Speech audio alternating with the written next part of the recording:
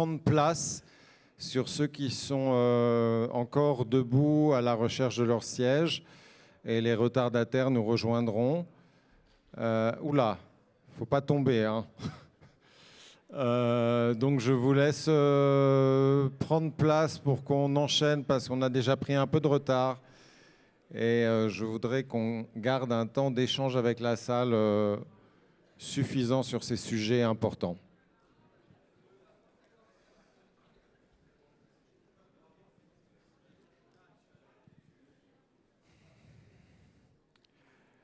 Donc pendant que les derniers s'installent, je vous remercie à toutes et à tous d'être de retour pour ce premier après-midi de la Convention.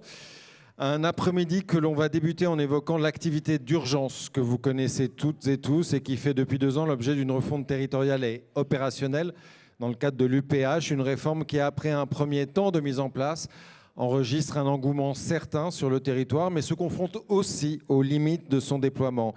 Limites liées au modèle économique avec une rentabilité grévée, on le sait, par le prix fixé du minimum garanti. Et on en reparlera dans la table ronde suivante qui abordera ces enjeux politiques. Mais dont nous parlerons dans cette table ronde parce qu'on sera avec les porteurs de la réforme. Mais ce sont aussi des limites opérationnelles, celles liées au cadre et aux modalités de collaboration entre les acteurs du quotidien de cette urgence hospitalière, ambulanciers, mais aussi pompiers, mais aussi SAMU, avec des territoires à partager, des missions à se répartir, une gouvernance commune à consolider. On va prendre le temps dans cette table ronde pour parler de ces enjeux opérationnels qui font partie de vos quotidiens avec l'ensemble des acteurs, cartes sur table et perspectives communes en vue. Je vous demande d'accueillir très chaleureusement Vincent Juteau, Jean-Luc Le Bellaval, Agnès Ricard-Ribon et Norbert Bergigna. Ah bah normalement, ils doivent arriver... Ça n'a pas marché mon truc. Alors attendez, on va refaire. Bah, attendez. Je reprends. Je vous demande d'accueillir très chaleureusement Vincent Juteau, Jean-Luc Bellaval, Agnès Ricard-Ribon et Norbert Bergigna.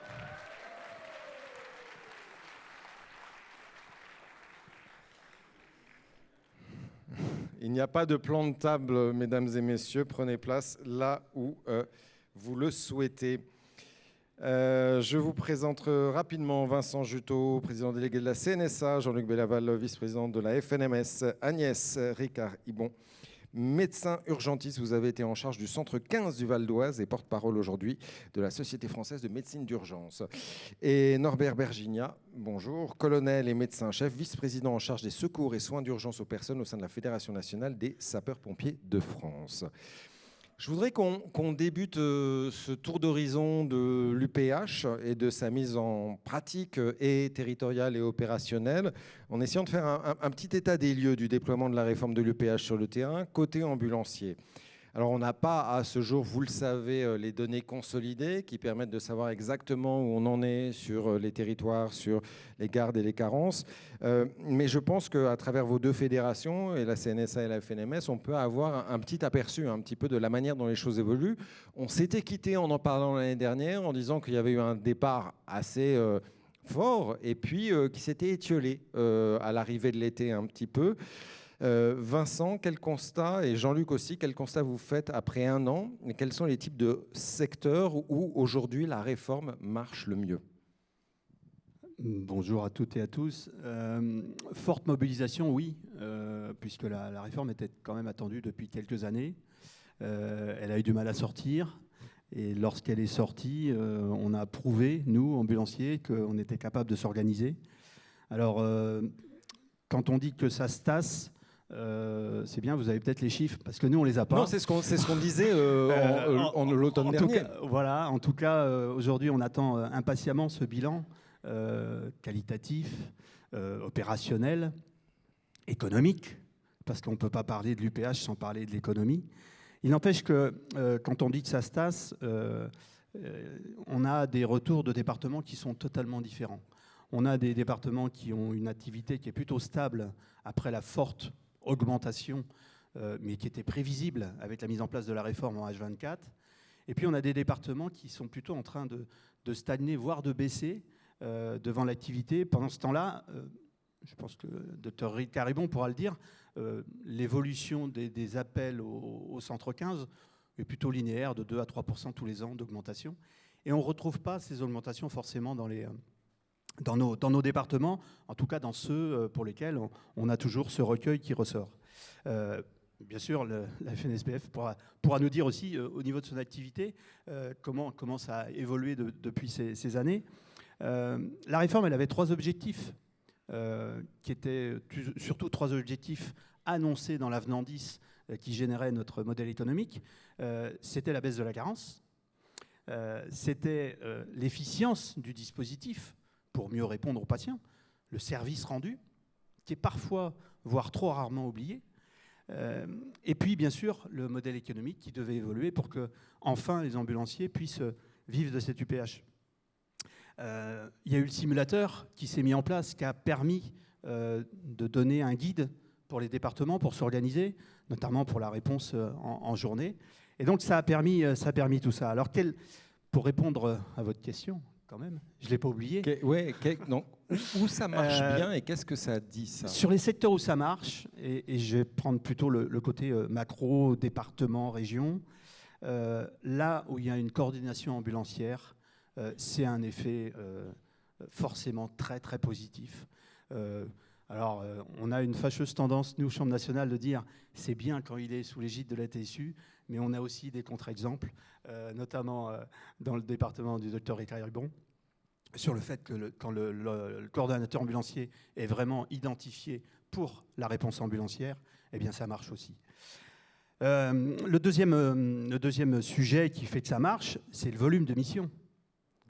Ce volume de mission, il permet d'atteindre un chiffre d'affaires, il ne faut pas se leurrer, et ce chiffre d'affaires, eh bien, il vient compenser tous les coûts directs et indirects de l'entreprise pour mettre à disposition cette équipe pour le SAMU. Et puis, le troisième critère qui marche bien, c'est l'homogénéité de notre réponse opérationnelle. Ce sont des types B partout, c'est du matériel embarqué identique partout. Eh bien ça, ce sont des facteurs clés de succès de la réponse ambulancière. Alors, le facteur clé de succès, c'est quoi? Eh bien, on est plutôt sur le secteur urbain, voire semi-urbain. Et puis, la TSU, qui est moteur de la réforme. Et puis, je n'oublie pas, bien sûr, le directeur du SAMU et le chef du SAMU, qui a confiance envers les ambulanciers. Mais ça se construit. Et cette confiance, elle doit être là, mais tout au long de la réforme, et bien entendu, tout au long du suivi. Et plus ça a été anticipé, plus le terrain a été préparé, plus la confiance... Alors effectivement, les départements qui partaient avec un peu d'avance, avec une bonne relation avec leur SAMU et avec une bonne relation avec le SDIS de leur département, généralement, ça s'est bien passé. Bon, on dira que le modèle économique n'est pas à la hauteur, mais ça, c'est un autre sujet qu'on abordera peut-être à un autre moment, voire dans cette table ronde. A priori, il vient sur la table ronde d'après, mais on ne sait jamais. Jean-Luc? J'ai plus rien à dire. Non. Oh, dans la Haute-Garonne, on n'a jamais plus rien à dire.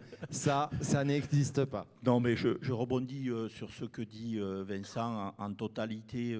Bon, moi, je remercie beaucoup les présidents d'ATSU qui nous alimentent et qu'on accompagne au quotidien depuis maintenant la mise en place de cette réforme, parce que ce sont eux, comme l'a dit Vincent, c'est faute de stats, mais c'est eux qui alimentent un petit peu le débat et qui nous font remonter leurs difficultés et leurs éléments quotidiens. Donc, il faut les remercier parce qu'ils font un gros travail pour que justement l'urgence soit une véritable réussite.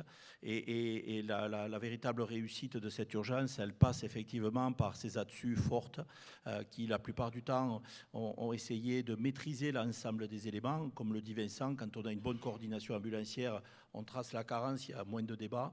On a aussi effectivement une coordination qui est menée au-delà du véhicule dédié, on va vers l'entreprise dédiée, on va vers des moyens complémentaires. Donc le coordinateur, c'est celui qui a fait que les choses allaient très bien. Voilà. Après, effectivement, il l'a dit, il y a le côté urbain versus le côté rural. C'est vrai que c'est un enjeu. On s'est aperçu très sincèrement que ça réussissait mieux dans les urbanisés semi-ruraux. Ça, je reprends, c'est tout à fait vrai. Il y a l'enjeu des moyens aussi. Hein. Plus la réponse est homogène, plus elle est efficace. C'est-à-dire qu'effectivement, si les moyens sont homogènes, si le système informatique de déclenchement est intéressant, si la géolocalisation, si tous ces paramètres font qu'effectivement, on a obligatoirement une PH réussie. Ce que je pense sincèrement, c'est qu'effectivement, il y a des freins et que ces enjeux, il faut les traiter. Il l'a dit Vincent, les freins, c'est peut-être les freins à cette réalité d'engouement qu'il y avait il y a un an. C'est bien sûr le modèle économique, on y reviendra, c'est vrai. Il y a le risque associatif, donc il faut parler aussi, parce que la loi Matras a permis quand même aux SDIS de contractualiser avec les associations de sécurité civile. Moi, j'y reviendrai, c'est un vrai sujet qui mobilise beaucoup certaines là-dessus, parce que c'est un danger aussi qui vient d'en bas, partant du non-urgent. Donc, qu'est-ce qu'on en fait, pourquoi ? Et après, derrière, il n'y a qu'un pas pour en faire de l'urgence préhospitalière. Donc ça, pour moi, c'est un risque identifié sur lequel on reviendra très clairement. Voilà, mais pour ne pas être redondant et pour qu'on avance, je partage complètement ce qu'a dit Vincent et les points qui font la réussite. Et le tassement, je crois que c'est clair. La réussite, c'est parce qu'on est cohérent, on fait quelque chose de très fort. Et puis derrière, le tassement, parce qu'il y a des risques, des enjeux qui soient, donc, comme je dis, économiques, associatifs. Mais quand les gens se parlent, sont autour de la table ensemble, je pense au SAMU, je pense aux SDIS, je pense aux ambulanciers, effectivement, on a des résultats. Fatalement, on a des résultats parce qu'on crée effectivement les conditions pour qu'on ait une pleine réussite. Et on va aussi partager ça avec vos invités, hein, pompiers, SAMU, qui sont avec nous, les trois acteurs de cette urgence au quotidien qui sont là. Mais je voudrais, avant, compléter ce constat un peu avec ce que sont notamment deux des grands chantiers tout de même en cours qui sont engagés là-dessus. Vous parliez des écarts entre le rural et l'urbain.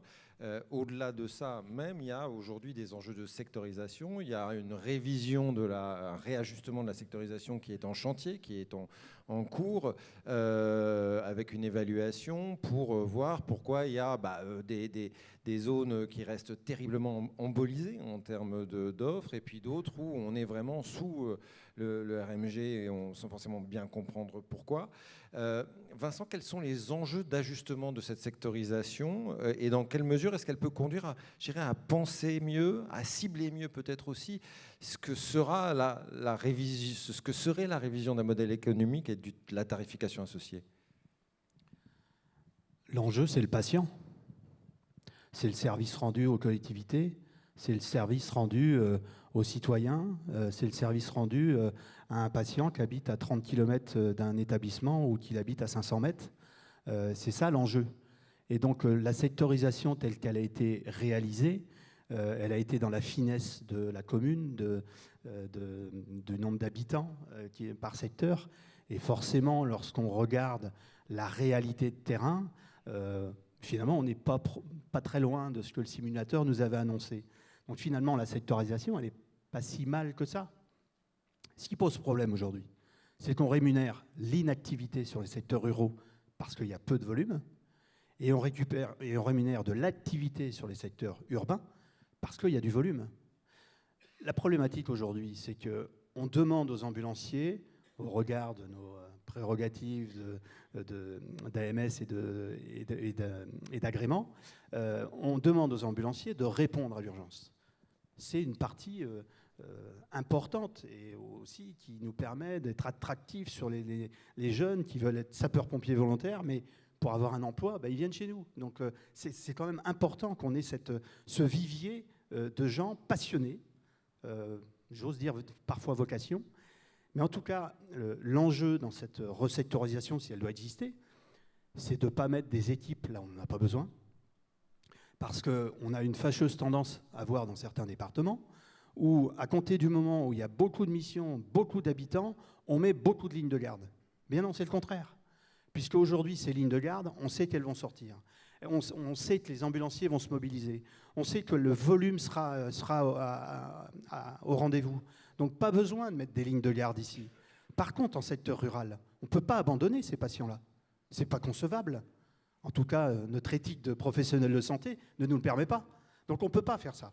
Donc aujourd'hui, cette idée d'aller rajouter des lignes de garde, comme ça a été fait par 2 fois, notamment à la mise en place de la réforme, parce que d'une part, les collectivités ont dit « il nous faut des lignes », d'autre part, le ministre de l'époque nous a dit il faut rajouter encore des lignes parce qu'il en manque encore. Et on s'est retrouvé avec un volume de missions, le volume d'heures de garde, pardon, mais qui aujourd'hui sont complètement en dehors des clous. Et puis forcément, quand le volume d'heures met des équipes en face et que ces équipes ne sortent pas assez pour dépasser notre fameux revenu minimum garanti, eh bien on travaille à 64 € de l'heure pour 2 ambulanciers avec un véhicule qui coûte 80 000 €. Donc on n'y est pas. Donc l'enjeu de la sectorisation, c'est écouter le terrain, que les 3 acteurs que nous sommes autour de la table aujourd'hui s'entendent sur non pas une répartition des missions, mais dans l'intérêt du patient, quel est l'effecteur le plus à même d'intervenir dans l'intérêt du patient, selon la pathologie parce que c'est urgent, selon parce qu'il faut du matériel spécifique, il va falloir utiliser une échelle ou je ne sais quoi. Eh bien là, ça c'est une vraie synergie et on est vraiment au rendez-vous du service public. Dans l'intérêt du patient, répartir et penser les secteurs mieux. Dans l'intérêt du patient, répartir et penser les missions aussi peut-être mieux. On sait que c'est un véritable enjeu aujourd'hui. Il y a ces conventions tripartites qui, dans un bon nombre de départements, leur signature bute encore, alors qu'on l'avait annoncé un peu en fanfare sur cette même scène ailleurs l'année dernière, sur justement cette répartition, sur les problématiques de requalification qui sont faites sur le terrain. Vous avez été un des pionniers de cette UPH en Haute-Garonne, Jean-Luc, on l'avait évoqué l'année dernière. Vous adressez dans le département 70% des missions de l'urgence avec les équipes ambulancières. Ce n'est pas exactement la norme partout, ni la règle de pouce des arbres décisionnels. Vous dites d'ailleurs il y a 70% de part de marché dans l'activité du secours à personne qui est à prendre pour les professionnels de l'ambulance.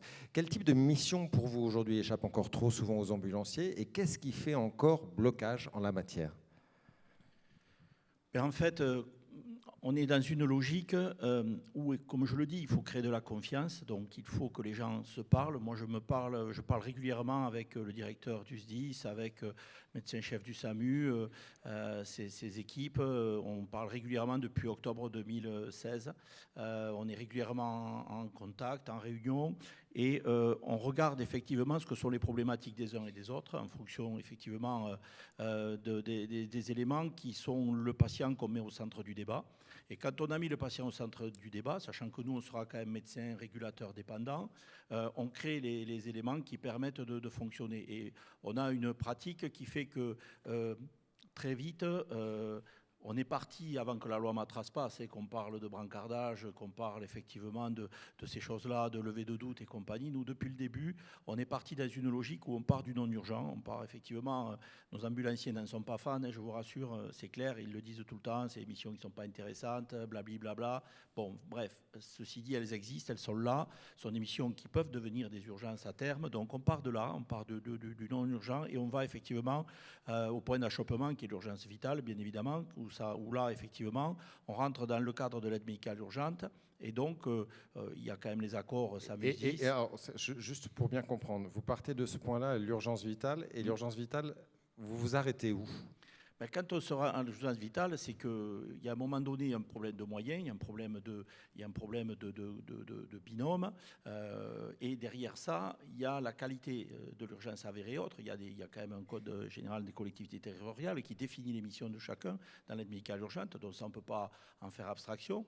Donc on part de ces éléments-là, mais je vous cite un exemple concret que tout le monde comprenne, on parle de la douleur thoracique. Est-ce que 100% des douleurs thoraciques sont d'origine cardiogénique ? La réponse est non.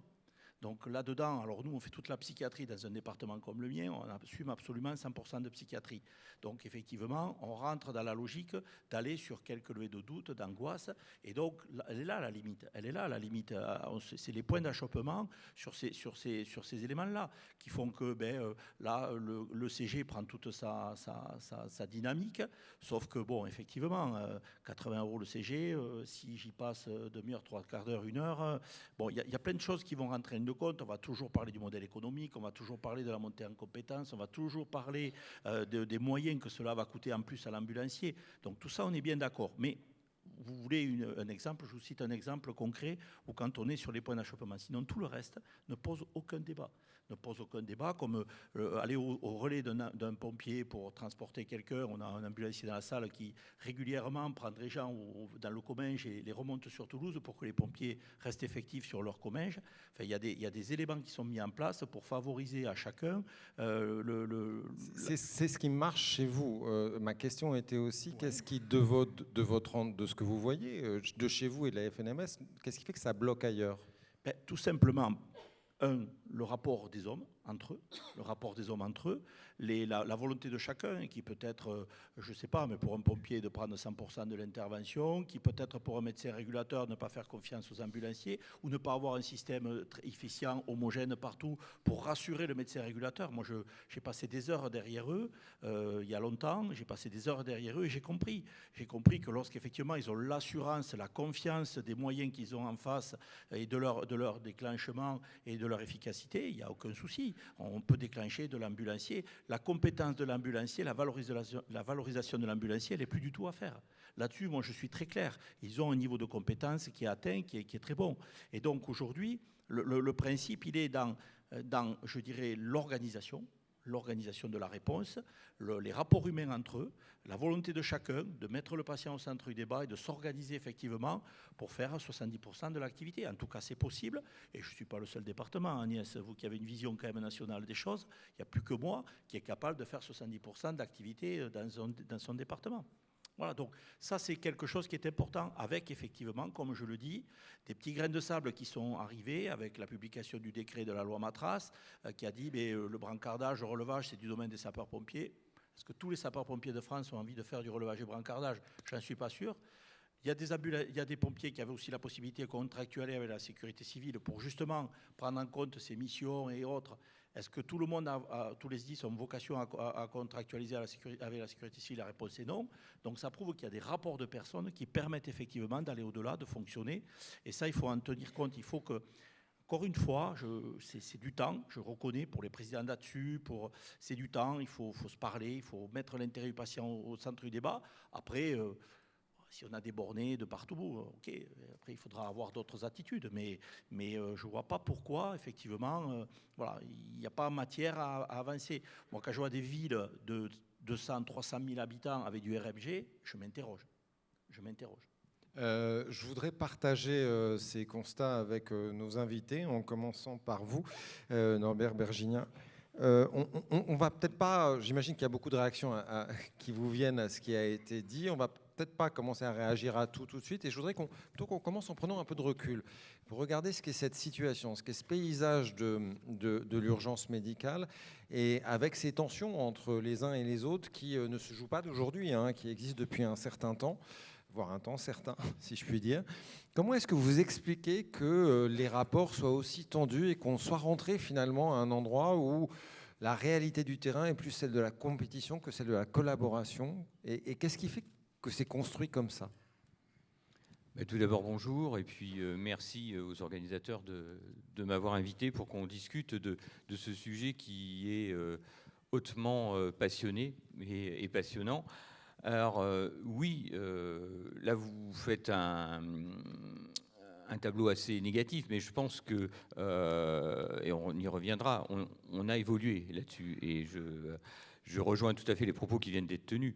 Mais c'est vrai qu'au départ, c'était pas gagné quand même, hein. Au départ, l'urgence préhospitalière, il n'y a pas beaucoup de personnes qui voulaient la faire. Puis après, ça s'est mis avec les lois dans les années 70, dans les années 86, avec l'aide médicale d'urgence, qui devait aussi travailler sur l'accueil des patients aux urgences. Je pense qu'on pourra en reparler aussi, comme on a vu que c'était impactant ce matin. Et puis, il y a eu cette définition de carence qui était assez floue dans les années 2000, avec quelque chose, je pense, qui a été la source de beaucoup d'incompréhension et de division, volontaire ou non, ça je laisserai l'appréciation à chacun, mais ne serait-ce que ça, quand il y a une mission décidée par le médecin régulateur comme étant du domaine des transports sanitaires urgents, c'est la CPAM qui paye. Et quand cette mission ne peut pas être faite par ce vecteur-là pour moult raisons, c'est les sapeurs-pompiers qui le font. Et là, par une combinaison assez absconde, c'est l'hôpital qui rémunère les sapeurs-pompiers, avec des tarifs en plus qui sont différents.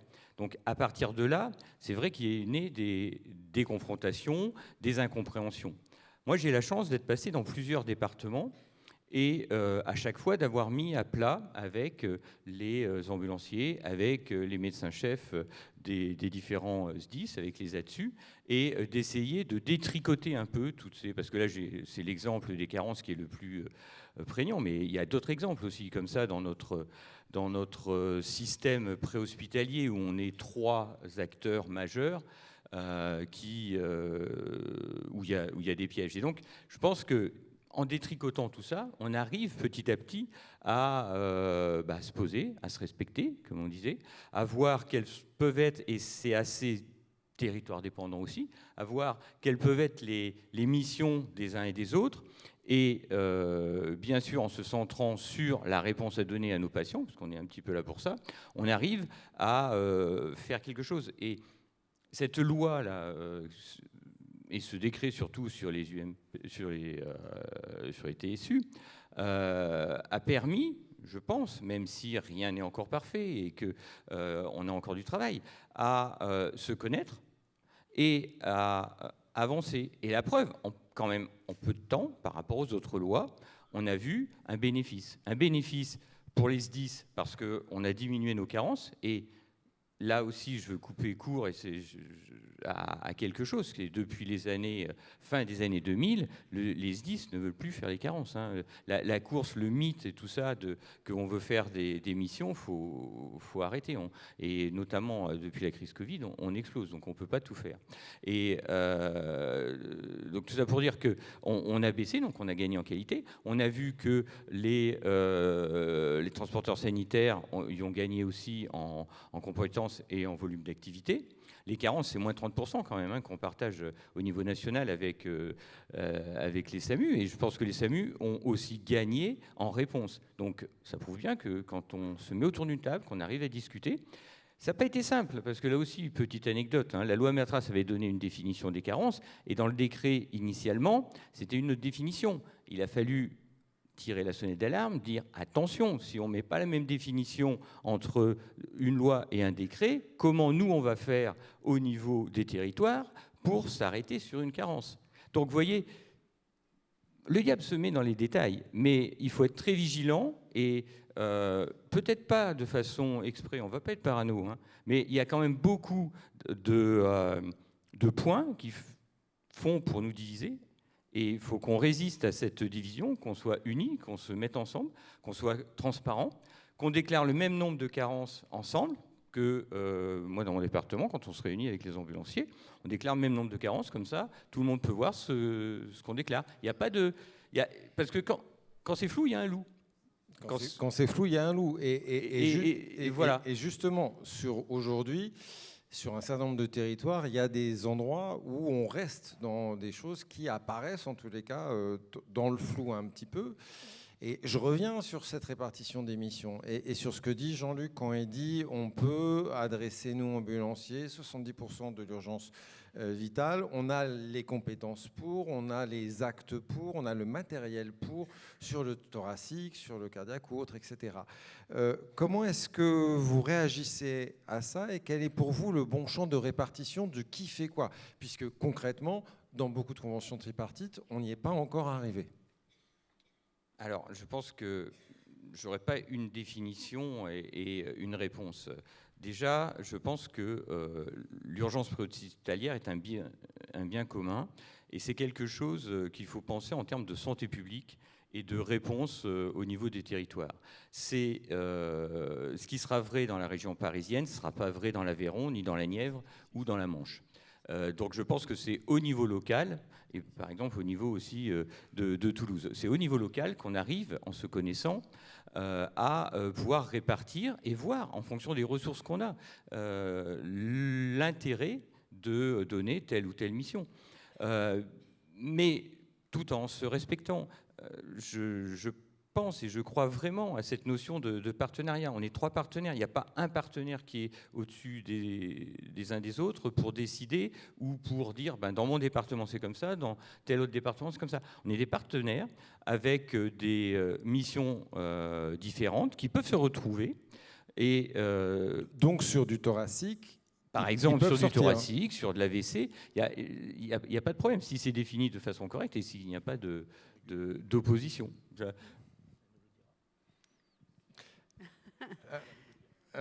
Oui. Bon, je vous laisse moi, je vais compléter. vous partager une vision assez optimiste, puisque je souhaiterais saluer la mobilisation des ambulanciers, en particulier pendant et après la crise Covid, parce que finalement, les résultats de cette réforme sont parfois même au-delà de nos espérances. Et vous parliez tout à l'heure de monter en compétences. On ne fait bien que ce que l'on fait souvent. Et plus il y a de missions pour les ambulanciers, plus il y a une montée de compétences, plus on se connaît et mieux on partage finalement les informations. Et au final, c'est triple gagnant parce que c'est d'abord le patient qui gagne, évidemment, et ensuite nos structures qui font qu'on travaille mieux ensemble. Alors, vous avez aussi parlé de confiance et ça, c'est vraiment très important. Moi, je suis arrivée dans un département où il y avait très peu de coopération avec les ambulanciers. Il m'a fallu 2 ans pour faire en sorte que les médecins aient confiance finalement dans les ambulanciers. Mais il a fallu aussi prendre le bâton de pèlerin pour aller chercher des sociétés qui n'étaient pas forcément les sociétés qui étaient dans la TSU. Et c'est finalement en travaillant avec plus de diversité qu'on a réussi à faire en sorte que je suis passée de 28 000 à 60 000 interventions de 2018 à 2023. Donc d'abord, c'est possible. Vous parliez de territoire rural. Moi, j'ai à la fois de l'urbain et de rural. Et c'est vrai. On est dans le Val d'Oise. Val d'Oise. Et on a, par rapport à la mise en place initiale, redéfini les secteurs de façon à ce que toutes les sociétés prennent un petit peu de rural autant que de l'urbain, pas toutes, mais partie, parce qu'effectivement, celles qu'on avait dédiées au territoire rural n'avaient pas assez d'activité pour que ce soit pérenne. Donc, on a refait ces ajustements de façon à ce que tout le monde s'y retrouve. Et finalement, on a fait baisser de près de plus de 30% l'activité des pompiers telle que c'était attendu et légitime. Après, l'histoire du coordonnateur, nous, on a fait un choix différent. Le coordonnateur, c'est un arme. C'est un arme, et là où il y a un coordonnateur, un poste financé, finalement, parfois, on en met 2, voire 3 de front, parce qu'on a une telle activité qu'on a cette souplesse qui fait qu'on n'est pas coincé par la ressource humaine et on met ce qu'il faut pour que ça fonctionne. Et en plus, ça permet de s'affranchir des difficultés parfois liées à la concurrence qui peut exister entre sociétés au sein de la même TSU. Donc ça, c'est pas mal. La difficulté qu'on a dans la répartition des missions, et c'est ça qui est très important pour les docteurs et qui participent à la confiance, il n'y a pas de problème pour tout ce qui est urgence vitale avérée. Les missions de départ réflexe telles qu'elles sont identifiées, il n'y a pas de souci là-dessus. Il n'y a pas de problème pour le semi-urgent où on sait qu'on a un petit peu de temps devant nous. La difficulté, c'est la zone grise. La palpitation qui peut être une embolie pulmonaire ou qui peut être une crise d'angoisse. Ce que vous appelez l'urgence vitale masquée un peu. L'urgence vitale masquée, exactement, ou l'urgence vitale potentielle ou l'urgence vitale évolutive, où on n'a pas les critères de l'accouchement imminent, puis une demi-heure après, la couche. Et c'est là où la répartition des missions devrait être toujours l'intérêt patient et rien d'autre, et donc le plus compétent, le plus rapide, qui accepte la mission dans les temps, qui va la réaliser dans les temps, et qui accepte aussi la filière de soins. Parce que c'est vrai que parfois aussi, on est bloqué par le fait qu'il est suivi dans un autre département. Et donc là, ça ne va pas être le même acteur parce qu'il faut accepter de sortir du département. Et donc, ça je suis d'accord avec notre collègue de la FNSP, tous les territoires ne se ressemblent pas et il faut ajuster en fonction des territoires. Mais il y a un point qui est absolument capital et qui fait en sorte que ça devient difficile de trouver des médecins régulateurs pour réguler, c'est quand les décisions d'engagement sont contestées. Parce que, au motif, c'est pas ma mission, ou c'est la mission de l'autre, ou... Vous parlez là des requalifications ? Du respect ou pas du champ missionnel, qui fait que, de temps en temps, cette fameuse zone grise pour laquelle on n'a pas encore réussi à se mettre d'accord, ou pour nous, on considère que c'est une urgence vitale masquée qui nécessite absolument une réponse urgente dans les temps et par des professionnels qui acceptent ce type de mission, eh ben, on ne peut pas se voir dire « Ah ben non, c'est une carence, je vais la faire dans une demi-heure ». Parce que c'est là où, en fait, pour nous, on prend des risques. Et ça met une pression en fait sur les régulateurs. Quand on sait qu'il y a une pression financière derrière, ça met une pression sur les régulateurs qui font que, eh ben, on n'est pas en sérénité, alors que notre éthique veut qu'on prenne la bonne décision dans l'intérêt patient et de s'affranchir de tout ce que les pressions qu'on peut subir de l'autre côté. C'est pour ça que moi je trouve que ce problème de carence, ça a créé des tensions qui n'ont pas lieu d'être, et ça ne devrait pas être décidé à la mission et facturé à la mission. Ça devrait être externalisé et il ne devrait pas y avoir de facturation d'un service de l'État par rapport à un autre service de l'État pour une mission de service public. Donc je ne sais pas quelle est la solution la meilleure, mais en tout cas celle qui a été mise en place avec la réforme de l'UPH, avec des ambulanciers qui maintenant ont récupéré cette zone grise. Moi, je ne suis pas passée de 23 000 à 28 000 à 60 000 comme ça. C'est qu'il y a une partie des missions qui étaient dévolues aux pompiers avant sur cette fameuse urgence vitale masquée, qui ne fait plus partie des critères du champ missionnel et qu'on a basculé sur les ambulanciers. Ça, ce n'est pas fait en un jour. On avait mis en place, avant la réforme, et d'ailleurs on s'est un peu inspiré de ce qu'on avait fait dans certains départements pour mettre en place la réforme, et c'est comme ça qu'on a progressivement augmenté. Alors après, effectivement, ça se tasse. Et ça se tasse, à mon avis, pour deux raisons. D'abord parce qu'il y a la pertinence des prescriptions. On ne prescrit pas des ambulances quand il n'y en a pas besoin, quand même. Mais il y a aussi le fait que il y a de temps en temps cette répartition des missions de la zone grise qui nous pose difficulté, où il va vraiment falloir qu'on définisse, et là on ne pourra pas s'affranchir de cas cliniques. Et on en a au quotidien, tous les jours. La douleur abdominale, c'est ce qu'il y a de plus dangereux. Ça ne fait pas partie des missions maintenant des pompiers, alors que parfois c'est vraiment de l'urgence vitale avérée. Est-ce que les ambulanciers sont en capacité de répondre à toutes ces urgences vitales masquées ? Certains territoires, oui. D'autres territoires, non. Mais pourtant, on ne peut pas se permettre de dire c'est une carence que l'on peut potentiellement décaler dans le temps. Et c'est là-dessus où... et on a plein de motifs comme ça qui sont pour nous des urgences vitales à risque évolutif rapide pour lequel il faut une réponse. Et nous, on avait trouvé un système en 2023 dans mon département de les ambulances UPH réservées à toutes les missions urgentes. Et puis, ce qui est prévu dans le décret, qui est le fameux tableau B des entreprises volontaires, qui était donc réservé aux missions qui étaient moins urgentes et qui, justement, permettait de ne pas emboliser notre ressource urgente et qui, du coup, a permis de continuer à augmenter. Le fait d'avoir supprimé ce tableau B sur diverses pressions diverses et variées a fait que la profession a perdu 12% d'activité en 2024. Alors que le besoin, il est là, l'intérêt patient, il est là, l'intérêt de la profession et des SAMU, il est là. Ça continue. Là, du coup, on a réaugmenté les missions pompiers. Ça va dans le mauvais sens, je dirais. Donc, probablement qu'il y a une piste à creuser. Là aussi, il faut faire évoluer le système et se nourrir des expériences qui marchent dans certains territoires de façon à, justement, pouvoir continuer à progresser et faire progresser cette réforme. Alors, je reviens à vous, Norbert, à partir aussi de ce que dit Agnès, sur cette zone grise un petit peu, c'est celle qui cristallise beaucoup aujourd'hui. Sinon les cas, tout du moins les tensions et les problèmes, avec en effet des sorties qui se font, qui n'aboutissent pas toujours à ce qui avait été prévu, donc parfois des requalifications, parfois justifiées, parfois moins justifiées. Il y a aujourd'hui beaucoup tout de même de questions sur les modalités de ces requalifications, même si elles représentent un pourcentage limité des sorties. Néanmoins, le fait qu'elles existent et le fait qu'elles se pratiquent, la manière dont elles se pratiquent, pose un certain nombre de questions, comme ce qu'on appelle les départs réflexes forcés un petit peu. Est-ce que vous entendez que ça pose aujourd'hui des vraies questions aux ambulanciers ?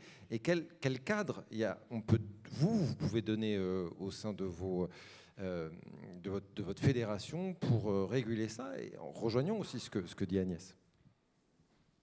C'est exactement ce qu'on disait. Si on se parle, si en tant que partenaire égal et qui a un poids égal dans la discussion, on arrive à enlever toutes les zones floues qu'on peut appeler zones grises. Maintenant, et même avant, il y a des départs réflexes, il y a des départs qui sont du ressort du SDIS. Il faut, je pense, qu'on se mette autour d'une table avec les ambulanciers et le SAMU et qu'on définisse dans ces missions dites floues, quelles sont celles, on parlait des douleurs thoraciques, des AVC, quelles sont celles qui sont de la mission des sapeurs-pompiers, quelles sont celles qui sont de la mission. Mais alors, très concrètement, oui. je suis 10, je sors parce qu'on m'a dit qu'il y a une urgence hospitalo-masquée, j'arrive, finalement il n'y a rien. Je requalifie à partir de ce que je vois sur le terrain. Alors là, je pense que là aussi, il faut démystifier un peu et puis bien savoir de quoi on parle. Il n'est pas question que ça soit qu'on refasse le match après. Il n'est pas question que ça soit le chef d'agré, et ça on s'est mis d'accord avec le président SAMU Urgences de France et la SFMU là-dessus. La requalification, elle ne se fait pas quand on arrive sur les lieux. Par contre, de temps en temps, et c'est exactement le propos que tenait Madame à l'instant, si ce n'est pas des missions du SDIS, mais qu'on ne sait pas trop pourquoi, où il n'y a pas d'ambulance, on envoie un moyen SDIS, dans ce cas-là, la définition de carence n'est pas une définition par rapport à l'urgence ou non, elle est par rapport à une mission.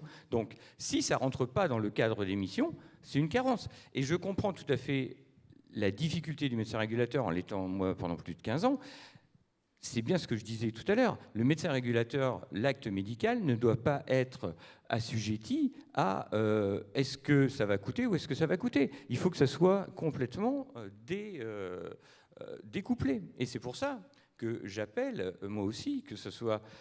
Alors, j'irai pas jusqu'à le fait que ce soit pas payé, parce que les missions qu'on ne fait pas, il faut bien que quelqu'un les rémunère, quoi. Sinon, ça serait trop facile. Sinon, c'est un ticket et on va se faire du dos sur les sapeurs-pompiers. C'est plus possible. Donc, mais par contre, il y a une vraie réflexion à faire, je pense, sur la redéfinition de la facturation. Ça, c'est clair.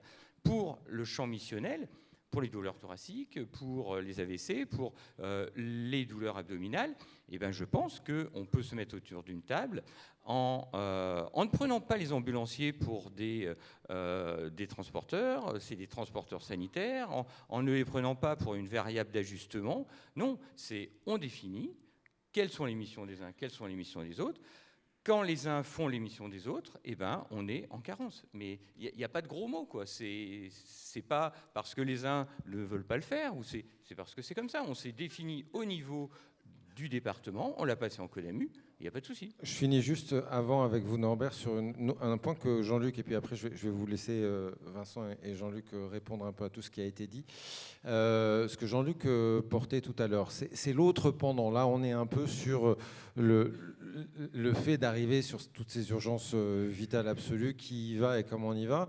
Jean-Luc disait, mais il y a un effet d'étau, parce que de l'autre côté, on voit aussi arriver d'autres acteurs, qui sont ces sociétés de sécurité civile, la Croix-Rouge et autres, etc., qui sortent de plus en plus sur des missions plus simples.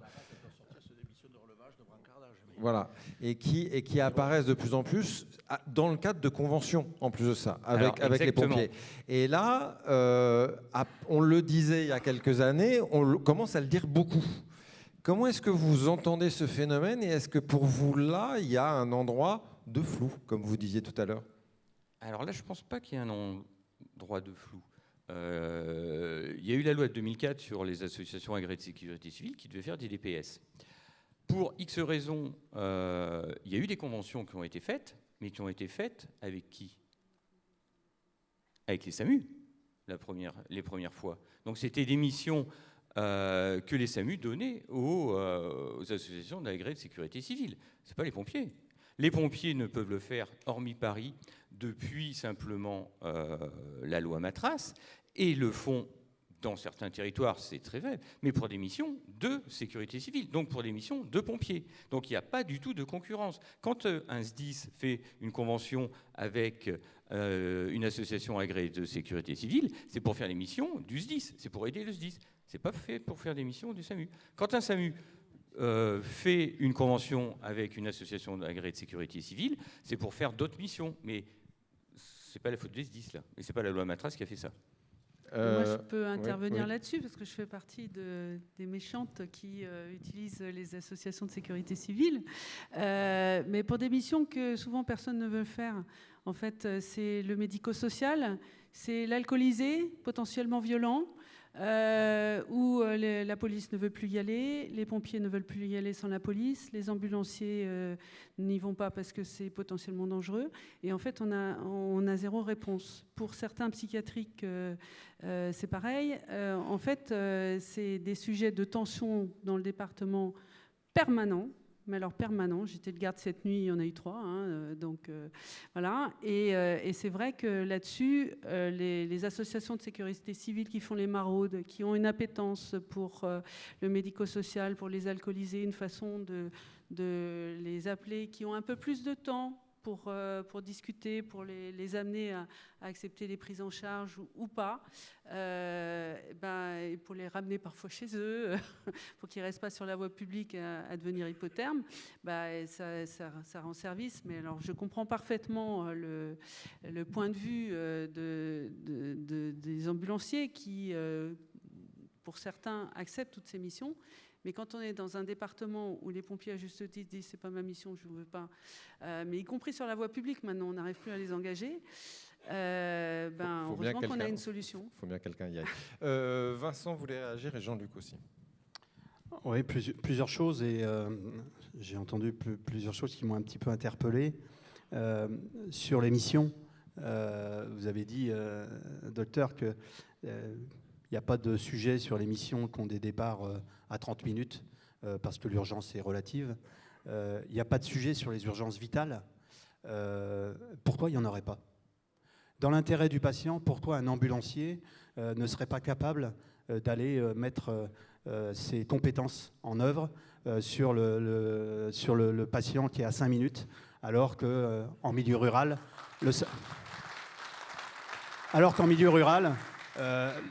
on sait pertinemment que le sapeur-pompier volontaire, il va mettre plus de temps qu'un ambulancier. Aujourd'hui, on a beaucoup de retours qui sont faits sur le référentiel de 2008, vous en avez parlé tout à l'heure, le référentiel de 2009 qui a été signé avec le SAMU et les ambulanciers à l'époque, c'est il y a 16 ans. En 16 ans, la profession a énormément évolué. Le matériel a énormément évolué. On a une réforme aujourd'hui qui est arrivée depuis 2022, et certains l'avaient même anticipé avec l'article 66 et d'autres expérimentations. Aujourd'hui, on a une réponse H24. Pourquoi ne pas faire confiance aux ambulanciers sur ces pathologies dites de détresse vitale, alors qu'on a tout ce qu'il faut pour faire missionner ces ambulanciers ? Alors, je suis complètement d'accord avec vous.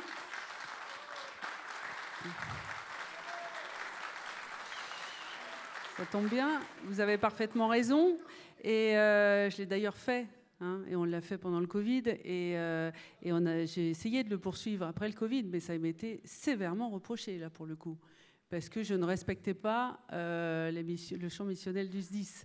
Et donc... reproché par le SDIS, du coup. Oui, par le SDIS. Oui. Et que du coup, je confiais à des ambulanciers des missions qui relevaient du champ missionnel du SDIS et que je ne respectais pas. Et surtout, on m'a dit que je mettais en danger les patients. Donc, non, mais je suis parfaitement d'accord. Quand je dis la répartition des missions, c'est le plus compétent, le plus rapide, celui qui va accepter la mission et qui va respecter l'ensemble de la filière. Eh ben, si dans une zone rurale, c'est l'ambulancier qui est le plus à même de le faire, bien sûr, ça doit être l'ambulancier. C'est le plus compétent, le plus rapide. Et voilà. Il peut sortir sur tout type d'urgence vitale qui ne soit pas une urgence vitale absolue. Ok. J'ai un deuxième. Oui, bien sûr. J'ai un deuxième sujet sur la notion de carence, puisque on nous reproche ces carences. C'est souvent dans les sous-comités auxquels on peut participer. Je pense qu'il y en a beaucoup ici qui y participent, dans les CODAMU, même à la CPAM aujourd'hui. On nous dit, oui, mais les carences, ça coûte cher, les carences. On ne voit les ambulanciers aujourd'hui que sous le prisme de la carence. Il faut arrêter, parce qu'on fait des missions quand même à côté. Et donc, peut-être que la carence, elle est avérée, elle est existante, puisqu'il n'y avait pas d'ambulanciers disponibles, ce qui nous a fait monter un petit peu au créneau. Et c'est peut-être pour ça aujourd'hui qu'il n'y a peut-être pas beaucoup de conventions tripartites quand les 3 acteurs ne s'entendent pas aussi bien que dans votre département. C'est bien cette requalification a posteriori. Parce qu'aujourd'hui, il est clair qu'une carence ambulancière ne peut pas être dénommée en tant que telle quand un ambulancier n'a même pas été appelé, voire sollicité. Ça ne peut pas être une carence. On n'a pas été sollicité. Donc cette phrase de la loi Matras, elle est compliquée. Alors j'ai entendu vos propos et ça me rassure, mais j'ose espérer que ce soit tous les départements qui prônent cette image-là. Mais en tout cas, nous, on ne peut pas l'accepter. Et c'est pour ça que la Chambre nationale s'est vraiment portée, bien sûr avec la FNMS, sur le fait de reporter les signatures des tripartites. Parce que tant qu'on ne faisait référence à la définition de la carence qu'à la loi Matras, on ne pouvait pas l'accepter. Oui, Mais... oui, deux secondes. Oui, non, justement, je voudrais revenir à vous, Norbert, parce que quand vous disiez tout à l'heure, en fait, pour que ça marche, il faut être clair. On déclare nos carences, vous déclarez vos carences, tout le monde déclare ses carences, et c'est bon. Ce que dit Vincent, et que je disais aussi, oui, mais si on requalifie ce qu'on déclare, on est dans le flou. Alors, c'est là qu'il faut peut-être aussi redire. Si on déclare exactement, nous par exemple, on déclare les carences. Oui, mais si c'est requalifié... Attendez. Par exemple, le SAMU nous donne des carences, nous on requalifie, et on apporte aux ambulanciers notre qualification. Et après, on regarde, tel jour, oui, ça, c'était bien une mission ambulancière. Est-ce que le coordinateur a été sollicité ? Non. Bon, donc, c'est bien que c'était une carence, mais que le coordinateur n'a pas fait. Et au bout d'un moment, le coordinateur, il est appelé. Non, si, non. je vous dis. Si le coordonnateur n'a pas été sollicité... Et c'est pour ça qu'il n'y a pas de souci après. Non. Le médecin, quand il prescrit, en fait, la base, c'est la prescription médicale. Le médecin, quand il prescrit, il ne sait pas si les ambulanciers sont disponibles ou pas disponibles. Et donc, il faut regarder la prescription. Si la prescription, c'est un VSAV premier, c'est qu'on considère qu'il y a une urgence vitale avérée ou potentielle ou masquée ou évolutive. Oui, mais on n'est pas dans un monde de bisounours et vous savez très bien que les VSAB ne sont pas envoyés tout le temps par les médecins du SAMU. De temps en temps, il faut revenir un peu sur Terre et il faut voir ce qui se passe dans nos salles de régulation et dans nos SDIS. C'est pour ça que si on était ensemble, on pourrait le voir le mieux. Quand on arrive à faire baisser l'activité des pompiers de 30% et qu'on voit les carences exploser de plus de 300%, il y a un problème quand même. Et c'est la requalification qui a fait ça. Il y a certains départements où il y a moins de 30% de carences, et puis il y a d'autres départements, brutalement, tout est requalifié, et on fait exploser les carences de manière indue. Donc moi, je crois, quand un coordonnateur n'a pas été contacté parce que le médecin a prescrit un VSAV premier, ça ne peut pas être une carence, parce que sinon, c'est une remise en question du diagnostic médical. Alors, je suis tout à fait d'accord avec vous. Mais soyons honnêtes, moi je suis cash. La majorité de ces requalifications, c'est quand le médecin régulateur n'a pas été mis au courant. Non. Et ça, vous ne pouvez pas le dire. Si on veut se parler vrai... Jean-Luc. Et on se parle vrai. Non mais juste, je finis. Aller dans les salles. Je parle pas. Je suis pas allé au 95, donc je peux pas vous dire. Mais la majorité du temps, le médecin régulateur ne prescrit pas. C'est l'arme qui remet. Là, c'est pas vrai. Là, pour le coup, je peux pas vous laisser dire ça parce que la grosse majorité des missions sont médicalement régulées ou validées par le médecin, et c'est la prescription du médecin. Quand il y a des protocoles délégués aux armes, c'est souvent sur le non-urgent. C'est pas sur l'urgence vitale avérée. Sauf, évidemment, l'arrêt cardiaque... Sur donc sur la carence, on est bien d'accord. Non, pas sur la carence. Non. On n'a aucun intérêt à envoyer des VSAV en carence. Aucun intérêt, ça nous plombe en permanence l'ambiance. Donc, il faut arrêter encore de faire la zizanie et de mettre la zizanie entre nous, entre les ambulanciers et les SDIS. Allons dans les salles, discutons au cas par cas de telle ou telle intervention et regardons. Nous, c'est ce qu'on fait. Pour cela, il faudrait qu'on soit tous à la même table de travail, sauf que dans le document qui est paru, les ambulanciers n'y sont pas. Et on discute entre SAMU et SDIS. Dans les tripartites, Et on est en train d'opérer pour nous, on est en train de définir pour nous ce qu'est une carence, une requalification et autres. Ce que rencontrent les gens, les difficultés qu'ils rencontrent dans tous les départements, elles sont assez simples. Notamment sur cet aspect-là, si vous voulez, c'est très simple.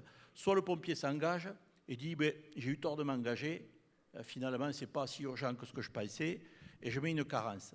Non, et, ça c'est interdit. Mais ça. si, dans tous les départements, Non, mais levez-moi la main, je dis pas que ça n'existe pas. Non, il a pas. Je dis pas que ça n'existe pas. Non, je dis que c'est interdit. Voilà. C'est des sujets, si vous voulez, parce que quand on dit ça fonctionne quelque part et ça fonctionne pas ailleurs. Moi, j'interviens dans des départements, justement, où je ne comprends pas que ce qui est valable, ce que vous dites autour de cette table, ce que dit le docteur Agnès du Ricaribon. Et moi-même, je veux dire, je ne comprends pas que ça ne puisse pas marcher partout. Voilà. Et ce qu'on dit, effectivement, ce n'est pas à nous pouiller ici dans cette table ronde, mais dans l'esprit, si vous voulez, quand ça ne fonctionne pas quelque part, c'est parce qu'à un moment donné, il s'est passé deux choses. La première, donc, c'est dans la requalification, il n'y a pas 36 solutions. Soit effectivement, je me suis engagé, mais j'ai eu tort de m'engager, et effectivement, je me déclare une carence, parce que ce n'était pas une mission pour moi, et ça c'est de l'autoproclamation. Soit effectivement, le médecin vous envoie, et puis effectivement, lui là, il est dans la zone grise, et puis finalement, ce n'est pas une mission qui est dans la zone grise, c'est moins grave, ou beaucoup moins grave que ça, et je déclenche une carence. Voilà les deux cas, si vous voulez, qui font aujourd'hui la requalification, qui nous interrogent, parce que quand je prends le calcul des carences de mon coordinateur ambulancier et que je regarde ce que vous avez convenu, il y a un delta. Et ce delta, pourtant, moi, j'ai comptabilisé, lorsque effectivement il y avait carence, j'ai comptabilisé les choses lorsqu'il y avait véritable indisponibilité de tous les moyens ambulanciers, qu'effectivement il n'y avait pas de moyens de renfort et que j'avais sollicité quand même des entreprises autour pour voir si effectivement une réponse pouvait être apportée. Ça, c'est la définition de la carence telle que le décret de 2022.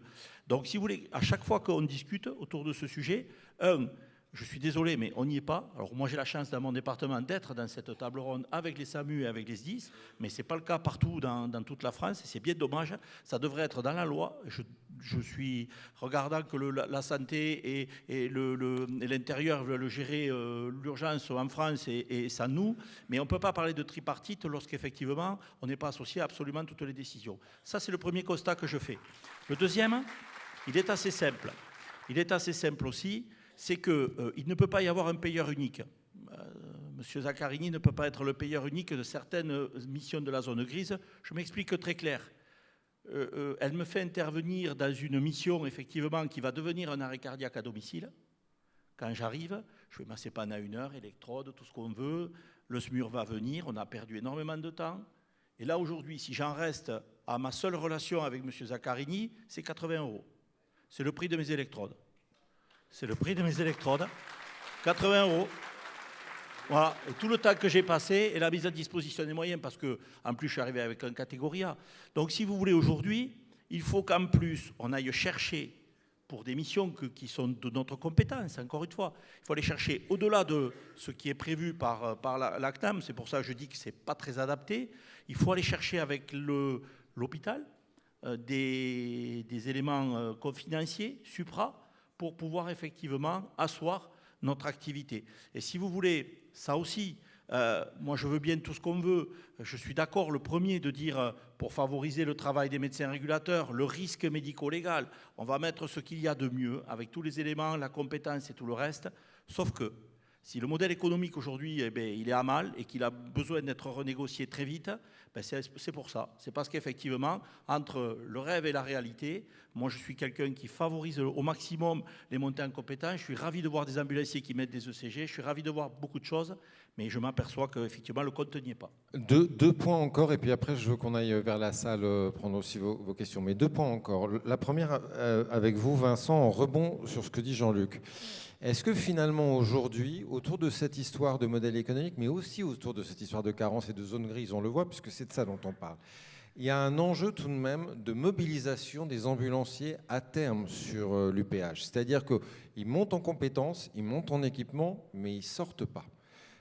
Et qu'à un moment, l'histoire, ça ne va plus marcher. Et qu'on risque de perdre un petit peu le flux et l'engagement. Est-ce que aussi pour que les gens qui sont ici l'entendent aujourd'hui à quel endroit de criticité vous êtes au niveau de votre mobilisation du fait de ces pas de deux et de ces zones de flou qui apparaissent encore? On l'a évoqué tout à l'heure sur le modèle économique aujourd'hui. En milieu rural, lorsqu'on n'a pas le volume de mission, lorsque le RMG est à 64 € par heure, aujourd'hui, il en manque au moins 20 €.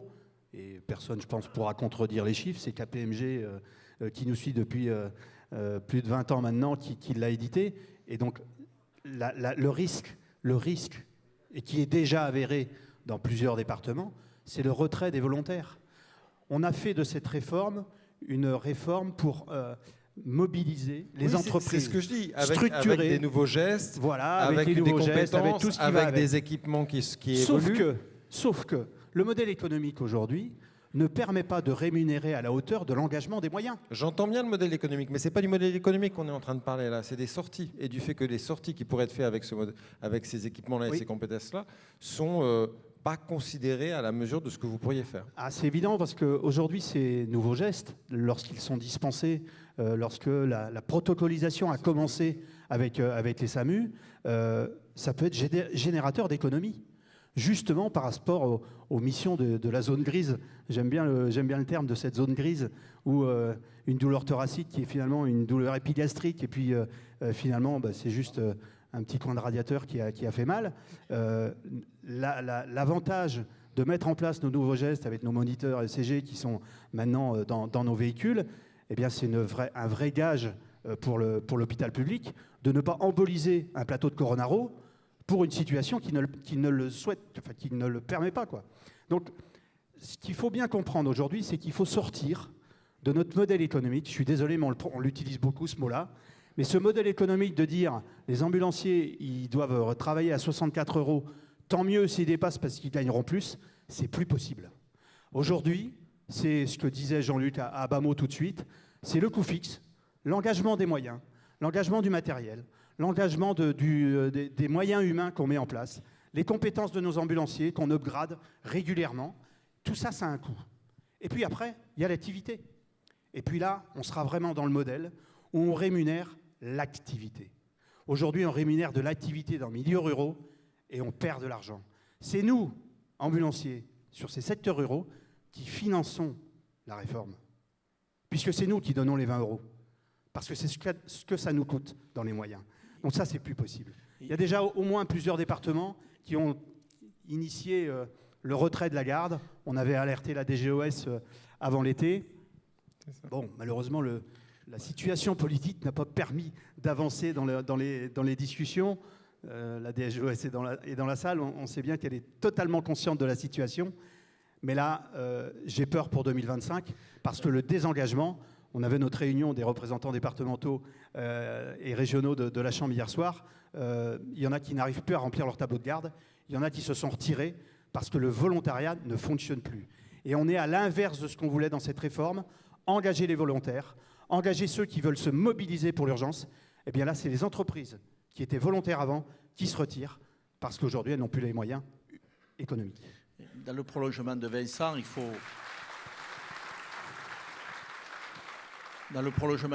rajouter que dans les territoires ruraux, il y a des SAU qui ferment. Et donc, ça multiplie par 2 les déplacements des ambulanciers. Moi, je sais qu'il y a des ambulanciers à la salle qui sont à plus de 100 000 km par an. Parce qu'effectivement, leur SAU de proximité, il est fermé. Ils doivent dépêcher sur des CH. Et donc, ça aussi, c'est des choses qu'il faut prendre en compte dans le contexte. Et à côté de ça, je voudrais revenir sur ce qu'elle disait tout à l'heure. Dans le médico-social, moi, je suis désolé, un ambulancier est tout à fait capable, et je dirais même que c'est aussi fait partie de son métier, parce qu'on l'oublie, on ne peut pas prendre que le bon de tout. Agnès n'a jamais dit qu'il n'en était pas capable. On ne peut pas prendre, quand on est ambulancier, le bon de tout non plus. On ne peut pas prendre le bon de tout. Le médico-social, pour moi, ça fait partie aussi de nos valeurs, de nos capacités à accompagner des gens dans la difficulté, à tous les niveaux. On peut passer du temps, mais encore une fois, faut-il que tout coïncide dans la prise en soin, on est bien d'accord. Et puis que tous les acteurs, parce qu'il y a un acteur qui n'est pas là et qui est vachement important, notamment dans le domaine de la psychiatrie, c'est les forces de l'ordre. Aujourd'hui, les ambulanciers ne prendraient pas de la psychiatrie s'il n'y avait pas les forces de l'ordre. Encore nous, à Toulouse, on a eu une agression cette nuit. Voilà, parce que effectivement, les forces de l'ordre ont un peu tardé, elles sont arrivées juste après. Donc oui, parce que quand on est une ville comme Toulouse, on est capable de te dire qu'il n'y a pas de force de l'ordre pour venir t'appuyer. Donc là aussi, c'est le retrait. Il n'y a pas de raison d'aller s'engager lorsqu'effectivement toutes les conditions de sécurité ne sont pas remplies. Il y a cette culture aussi qui n'est pas forcément la nôtre à la base, qui s'apprend avec l'expérience, mais le médico-social aujourd'hui, on n'est pas plus demeuré, entre guillemets, pour traiter du médico-social qu'une association de sécurité civile ou autre. Vous allez me dire que je leur en veux un peu parce qu'aujourd'hui, j'ai plein de présidents là-dessus qui m'appellent et qui me disent « on les a laissés rentrer, maintenant on est dans la merde ». Donc effectivement, j'ai cette action-là pour dire, à un moment donné, c'est vrai que si on laisse venir, derrière, il n'y a qu'un pas pour que du médico-social, de l'accompagnement dont elle prône, des missions qui sont régaliennes au niveau de la sécurité civile, comme me parlait tout à l'heure médecin-colonel des plans de vie et des plans de secours auxquels ils sont parfaitement associés. L'histoire, on sait, c'est derrière le relevage brancardage. À partir de là, mais le médico-social, elle a raison. C'est pour ça que je rebondis, parce que le médico-social, c'est une vertu. Je voudrais juste, avant de prendre la question de la salle, de finir un mot avec Norbert sur ce que disait Jean-Luc tout à l'heure, où il disait le problème, c'est que quand vous en discutez, on n'est pas là. Et que dans ces conventions tripartites, qui sont pourtant un cadre où normalement tout le monde est là, puisque tripartite, il y a quelque chose qui ne marche pas tout de même là. Et vous appelez depuis le début, c'est pour ça que j'ai fait parler au début du modèle, s'il y a quelque chose qui fait que vous êtes mis en opposition et pas en dialogue. Là, il y a le cadre de construire cet espace de dialogue. Pourquoi ? Exactement, mais on appelle, nous, depuis longtemps à la fédération, et moi, dans mes différents postes, à travailler ensemble. Et la tripartite ne peut être travaillée qu'ensemble. Et c'est quand on travaille ensemble qu'on voit, et n'en prenez pas ombrage, mais on voit les défaillances des uns et des autres, et qu'on ne peut pas mentir en disant non, c'est pas possible. Là, on voit, on met à part et on dit, bah oui, on a telle difficulté, vous avez telle difficulté, nous on a telle difficulté, et c'est comme ça qu'on les résout. Et il faut... Et là aussi, il ne faut pas tomber dans la facilité ou dans le mirage de certaines choses. Il faut qu'au niveau national, on arrive tous les trois ensemble, quand je dis à discuter les textes. Et pas que nous, on discute avec la DGOS, que la DGOS discute avec les ambulanciers, que nous, on discute avec les ambulanciers. Parce que ça, c'est la meilleure façon qu'on se dispute. Et c'est ce qui marche, et ça marche bien, depuis plus de 25 ans. Et en fait, qui c'est les gagnants? On ne sait pas. Qui c'est les perdants? En tout cas, c'est nos trois organisations, et c'est surtout le patient. Donc moi, je demande qu'on se mette autour d'une table, qu'on fasse les textes, que les textes soient partagés, et voilà. Le texte sur la TSU, par exemple, on l'a vu apparaître, nous aussi, sans être autour de la table. Par exemple, autre chose, la conférence nationale des urgences, il n'y a pas de sapeurs-pompiers dedans. Voilà, c'est toutes des choses où on pourrait en discuter, des espaces où on pourrait se mettre à plat, et puis pas sur des envolées lyriques réagir, mais voir vraiment dans les territoires quelles sont les difficultés des uns des autres, en toute franchise, et pas dire, oui, une fois les pompiers sont sortis comme ça, une fois les ambulanciers ont fait ça. Non, moi, dans mon département, quand on porte quelque chose comme ça, on apporte la preuve. Et quand on apporte la preuve, on discute. Et je pense qu'au niveau national, il faut qu'on arrive à ça. Tant qu'on n'arrivera pas à ça, eh ben, il y aura des gens frustrés, il y aura des associations agréées de sécurité civile qui prendront le pas sur les ambulanciers, il y aura des ambulanciers qui n'arriveront pas à avoir un modèle économique viable, et ça, sans vouloir être parano encore, mais je pense que certaines personnes ont intérêt que ça ne fonctionne pas. Un tout petit mot très rapide, hein, parce que c'est la salle qui va prendre la parole. Là. Oui, juste un mot très rapide. On a oublié de dire aussi aujourd'hui l'activité d'urgence dans nos entreprises. Alors c'est disparate hein, selon les entreprises, mais force est de constater, notamment auprès des dépenses de santé, que ce n'est pas la majeure partie de notre activité. Mais ce qu'il faut bien comprendre aujourd'hui, c'est que si on n'a pas l'urgent, on n'a pas le non-urgent non plus. Et si on n'a pas le non-urgent, on n'a pas l'urgent. Aujourd'hui, c'est la synergie de ces deux activités qui fait, avec notre maillage territorial, qui est, je dirais, bien conçu, de pouvoir répondre à l'urgence en temps et en heure. Et donc ça, notamment vis-à-vis de la géolocalisation, vis-à-vis de l'équipement de nos véhicules, il faut comprendre qu'aujourd'hui, il faut qu'on aille vers la qualité. Et moi, c'est ce qu'on a plutôt décidé en interne, mais ce modèle économique, il doit aller vers se prôner la qualité et prôner le service rendu. Okay. C'est surtout ça qui est important. La salle, si on peut éclairer un peu la salle. Comme ce matin, vous levez la main, comme ce matin, et mademoiselle et moi venons à vous. Voilà, oui, première question. Oui, on peut éclairer un peu plus? Bonjour. Oui. Alors, moi je suis ambulancier en Loire-Atlantique, un département que je suppose que certains connaissent. Je suis surpris un petit peu de tout ce qui a été dit. C'est des constats, effectivement. Mais déjà, je suis un peu surpris, il n'y a pas BFM TV, il n'y a pas TF1. Quand je regarde la semaine dernière, 3 ministres sur le congrès des sapeurs-pompiers, 80% de leur mission, c'est du SWAP. Et une méconnaissance, quand même, mais ce n'est pas moi qui le dis, c'est les chiffres, c'est l'ORU, l'Observatoire régional des urgences, et la FEDORU derrière qui le confirme. La majorité des entrées effectuées dans les services des urgences par des transporteurs sanitaires, que ce soit les pompiers ou les ambulanciers, ce sont les ambulanciers. Nous sommes un maillon incontournable. Alors, moi, docteur, j'aimerais vous poser une question, et vous aussi, monsieur le sapeur-pompier, parce qu'on a l'impression que ça fonctionne quand même malgré tout à peu près, que le patient est vraiment le centre d'intérêt. OK. Quel est le taux de récupération des arrêts cardio-respiratoires en France? 5. N'est-ce pas, docteur? Entre 3 et 5% en fonction du lieu de prise en charge. Oui. Voilà. 80% ont lieu à domicile. Ça ne fait pas partie de nos missions, si je vous écoute. C'est le départ vital. 80% des sapeurs-pompiers, aussi, sont des sapeurs-pompiers volontaires. Avec tout le respect que je leur dois, dans notre département, nous sommes 3e fournisseur de sapeurs-pompiers volontaires. Ça fonctionne. Notre département, on est sur l'aide médicale urgente depuis 1986. Nous sommes dérogatoires depuis 2003. Nous sommes encore dérogatoires. Et la géolocalisation, c'est ça. Alors, madame, docteur, vous êtes responsable du dossier patient à partir du moment que c'est vous qui le prenez en charge.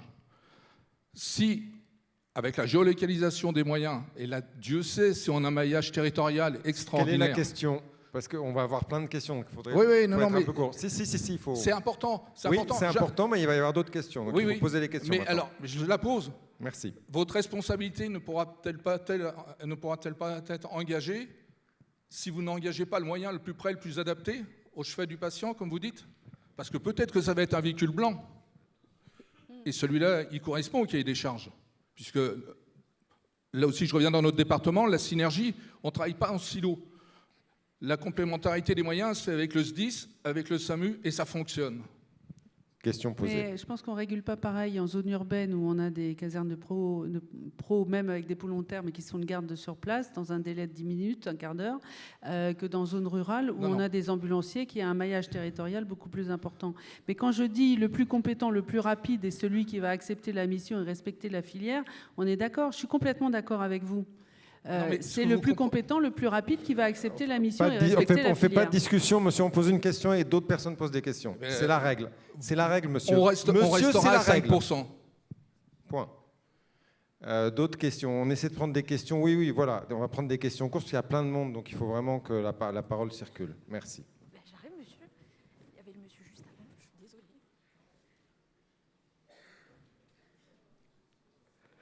Oui. Bonjour tout le monde. Donc, moi, je suis ambulancier dans le département et depuis 2003, à l'époque de la garde, on avait créé une structure de nuit, donc qui fait que de l'UPH. Aujourd'hui, alors moi, les compétences, je sais que l'ambulancier a autant de compétences que le SDIS, et ça, il n'y a pas de souci de ce côté-là sur ce que je pense. On a su s'organiser, on a su être efficace sur tous les territoires. Par contre, il y a un gros problème. Le financement, on en fait quoi? Aujourd'hui, j'ai une structure qui couvre 50% des gardes de nuit, par exemple. Je donne un exemple. On a perdu sur le premier bilan 2023 185 000 euros. Là, on va perdre 185 000 euros. On est là sur la même linéaire. Aujourd'hui, à 64 euros, comment voulez-vous qu'on assure de l'UPH? et être compétent. Il faut être sérieux à un moment donné. Je ne sais pas qui c'est qui a calculé ce montant de 64 €, mais il faudrait vraiment qu'ils retournent à l'école. Donc qu'est-ce que vous comptez faire pour les entreprises qui sont en difficulté dues à l'UPH? Alors on ne s'en rend pas compte. On ne s'en rend pas compte. Je voudrais terminer là-dessus. Moi, je vous ai envoyé à la SNSA, je vous ai envoyé mon bilan. Je vous ai envoyé une analyse d'experts comptables. Aujourd'hui, beaucoup d'entreprises ne s'en rendent pas compte, aussi maintenant commencent à s'en rendre compte parce que leur trésorerie baisse.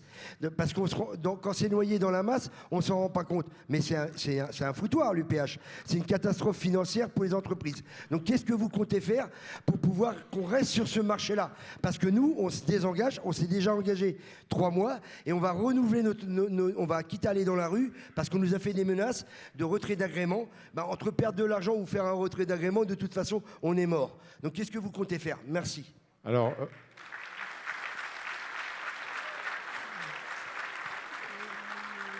c'est bien de le dire, c'est bien de l'entendre, mais je ne pense pas que ce soit Agnès qui puisse répondre, ni Norbert, parce que ce n'est pas eux qui ont défini les 64 €. Par contre, la table ronde qui suit, vous aurez la CNAM et la DGOS qui seront là. Donc c'est à ce moment-là qu'on parlera de ce sujet-là. Non pas qu'il n'ait pas l'objet ici, mais que les interlocuteurs ne sont pas à cette table ronde-là, mais à la prochaine.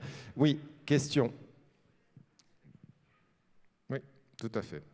Et puis je viens après. Oui, bonjour. Je voulais intervenir justement sur l'aspect de l'annexe 1 et l'arbre décisionnel. En fait, d'un département à l'autre, les critères ne sont pas les mêmes et c'est toujours ce qui nous est opposé lorsqu'on ne sommes pas engagés. Donc déjà, à ce niveau-là, il y a quand même un gros problème. Et c'est là qu'il y a une variable d'ajustement. Des fois, on est bien content de nous trouver la journée quand il n'y a pas de pompiers volontaires de disponibles. Et le soir, à partir de 17 h, c'est vrai que la nuit, on n'a plus besoin de nous. Moi, personnellement, j'ai des salariés qui sont sapeurs-pompiers volontaires. Des fois, quand ils arrivent le matin, ils sont sortis 3 fois et l'équipe de garde de chez moi, elle a dormi toute la nuit. Et c'est pareil, des fois, dans mon territoire qui est près de la frontière belge, il y a des problèmes de disponibilité de sapeurs-pompiers volontaires et on fait intervenir les sapeurs-pompiers belges sur notre territoire parce qu'il y a des conventions entre le SDIS 08 et la Belgique. Ce qui fait qu'en fin de compte, à chaque fois, on regarde les pimpons passer. En plus, ils n'ont pas le même, on sait que c'est eux. Et donc, il n'y a pas de problème de 2 tons. Hein. Ils n'ont pas le même quoi? Ils n'ont pas le même bitonal. Eux, ils ont un bitonal et nous, on a un 2 tons. Voilà. Alors oui, parce que du coup, on sait qu'il y a presque 2 questions. Il y a des conventions bipartites qui existent et maintenant des conventions bipartites transnationales. Voilà, c'est tout à fait ça. Bientôt intergalactique. C'est vrai que c'est décevant, c'est très décevant. Bon, ça peut être utile, attention, hein, je ne dis pas que ce n'est pas inutile, mais quand vous avez les moyens, le personnel qui est bien formé et qui a un arbre décisionnel qui peut aussi nous permettre de faire certaines choses, c'est décevant de voir des fois même des casernes de sapeurs-pompiers arriver de plus de 50 km. Plus de 50 km pour aller chercher quelqu'un sur un terrain de foot qui s'est fait une entorse. Quand ils arrivent, le joueur de foot, il a eu le temps de faire sa douche et préparer son sac. Mais vous êtes fantastique. On est un pays fantastique. Après, vous êtes dans le Nord, les joueurs de foot, ils réussissent bien dans le Nord ces jours-ci, je crois aussi. Je suis ni dans le Nord, ni dans l'Est, je suis au milieu, donc je suis dans les Ardennes, c'est plutôt le Grand Est. Ah oui, donc c'est pas l'île. Je vais répondre facilement parce que je suis d'accord avec vous. En fait, ça dépend de la définition du champ missionnel qui a été discutée dans votre territoire. Mais n'occultez pas les pressions que l'on a dans justement cette définition du champ missionnel, où nous, on aimerait que ce soit complètement carré et que ce soit pareil la nuit, le jour, le week-end, la semaine, et que nos décisions ne soient pas contestées. Le problème, il est là. C'est que qui est-ce qui analyse vraiment le besoin de santé et quel est le meilleur partenaire pour répondre aux besoins? C'est le prescripteur. Mais il faut que le prescripteur, il ait la liberté de prescription. Et le problème de fond, il est là. Le problème, en plus, je rajouterais juste que s'il y a un vrai dialogue tripartite comme on le demande dans chaque département, c'est ce qu'on appelle les événements indésirables et on fait remonter en réunion. Et en réunion, on dit pourquoi cette nuit, il y a eu 3 sorties sapeurs-pompiers et il n'y a pas eu. Et quand on fait ça, on se rend compte que, oui, peut-être qu'il y a eu des torts, peut-être qu'il y a eu une sortie sapeur-pompier qui n'aurait pas dû être faite, mais au moins, on parle de choses concrètes, de choses avérées, et on peut comme ça, après, faire s'amender et éviter que ça recommence. Mais si on dit... une fois, il s'est passé ça, une fois, il s'est passé ça, mais qu'on ne parle pas de façon concrète, on tournera toujours en rond et on se regardera en chien de fusil. Il faut, et je pense que ça va être le message, il faut que dans nos départements, on se rend compte, on analyse nos effets indésirables et qu'on voit. En dehors de ça, il n'y aura que des positions restreintes et que des bagarres. Question ici. Oui, monsieur, levez la main depuis un certain temps. Oui, non, mais moi, je voulais juste faire un témoignage. On entend beaucoup de monde rouspéter, ça passe pas bien dans leur département. Moi, je voulais juste faire un témoignage que ça existe, ce que vous avez dit depuis le début. C'est-à-dire que à partir du moment où tous les acteurs se mettent autour d'une table, qu'on a un médecin du SAMU qui est ouvert, qu'on a un SDIS qui, effectivement, ne veut plus travailler, clairement, voilà. Qu'on a des ambulanciers qui sont bien présents, qui sont motivés, qu'on a une ARS qui est aussi présent et qui ont compris qu'il fallait travailler avec les ambulanciers et avec le SAMU, je vous assure que ça marche. À l'heure d'aujourd'hui, nous on fait, tout à l'heure on entendait des douleurs thoraciques, on en fait plusieurs par semaine. Des AVC, on est missionné directement dessus. C'est-à-dire que nous, cette réforme-là, elle a plutôt bien fonctionné. On était déjà en train de faire que les nuits et les week-ends. Maintenant, on est sur du H24. Effectivement, on a un département où on a eu cette chance-là. Faut savoir qu'on avait déjà des coordonnateurs avant la réforme. Les premiers coordonnateurs qu'on a eus, c'est grâce aux SDIS. C'est-à-dire qu'on est allé voir le conseil départemental. Le conseil départemental a dit, si vous aidez... Enfin, comment on fait ? Le SDIS a dit, si vous aidez les ambulanciers, ça va nous aider. On a les 2 premiers coordonnateurs, on les a eus par le SDIS. Parce qu'ils ont donné un appui auprès du conseil départemental. Très rapidement, au bout de 2 ans, c'est l'ARS qui a dit « Oulala, c'est quand même bizarre, le conseil départemental paye, maintenant on va reprendre le budget ». On a à l'heure d'aujourd'hui 152 000 € par an pour avoir 5 coordonnateurs ambulanciers. On est en H24. Voilà. Donc c'est pour vous dire que ça fonctionne. Voilà. Ça ne fonctionne pas dans tous les départements. J'ai bien compris qu'on n'a pas tous la même France. Mais voilà, je voulais apaiser un petit peu le truc. J'ai aucune question, mais c'était juste pour vous dire ça. Quel département ? Est-ce qu'on peut savoir quel département c'est ? On vient tous s'installer chez toi. Le 1. Le 1. Merci monsieur. On vient tous s'installer chez toi. Merci monsieur, c'est exactement la démarche qu'il faut qu'on promeut. Autre question, peut-être chez le 2. Oui. Bonjour. Alors, nous, on est dans le Var, dans le 83. Moi, j'avais une question au niveau des interventions urgentes. Pourquoi ne pas envoyer le moyen le plus rapide, peu importe la couleur, peu importe la marque. Voilà. Moi, aujourd'hui, on a des ambulanciers qui sont formés sur les nouveaux gestes, qui ont du matériel avec des ECG transmissibles, etc.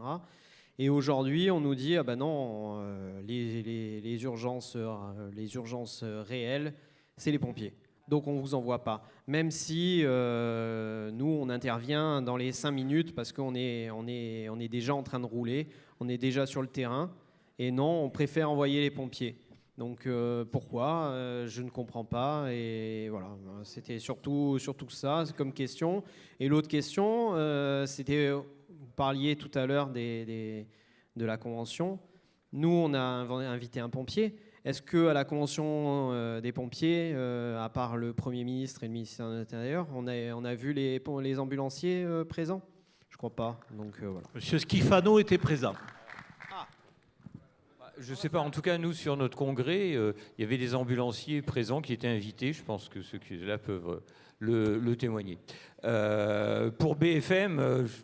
J'y suis pour rien. Je suis désolé qu'il n'y ait pas une couverture médiatique, et j'en appelle pourtant à une couverture médiatique autant de votre congrès, parce que je pense que c'est important. Pour reparler de ce que disait monsieur, oui. Sur pourquoi est-ce qu'on sort... ne fait pas sortir de la même manière. Parce que quand Jean-Luc dit 70%, est-ce que c'est 70% où on peut sortir finalement équivalent sur les deux, ou est-ce que finalement c'est si jamais vous ne sortez pas, l'ambulance sort, ce qui n'est pas exactement la même histoire. Exactement. Je ne sais pas exactement si c'est le chiffre de 70%, mais peu importe. Oui. La question, c'est en fait pourquoi on ne sort pas.